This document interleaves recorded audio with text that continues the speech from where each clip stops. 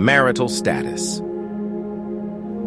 Egyptian society was highly stratified, and social class was an important component of one's being and personality.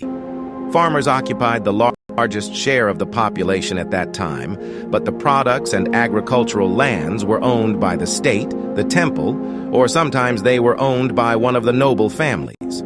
Farmers were also subject to a labor tax and were employed in construction or irrigation projects under a forced labor system. As for the artists and artisans, they were in a higher and more prestigious position than the farmers, but they were also under the direct control of the state, as they worked in the state's temples and received their salaries directly from the state treasury.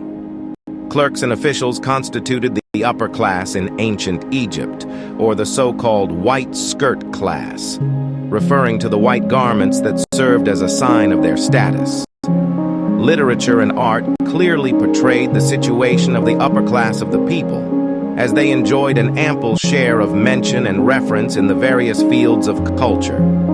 Priests, doctors, and engineers trained in certain disciplines occupied the rank before the rank of the nobility. Ancient Egypt knew slavery at that time, but information and evidence of it are still of a narrow scope.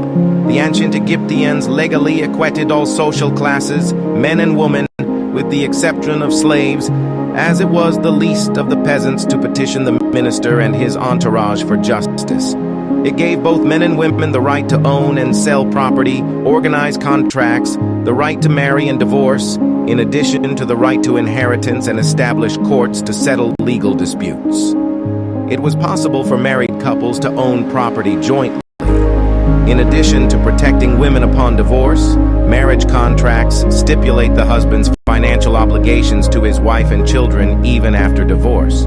By comparing women with their counterparts in ancient Greece and even with more modern civilizations, Egyptian women at that time had more freedom of choice and opportunities to achieve than any other woman in that era.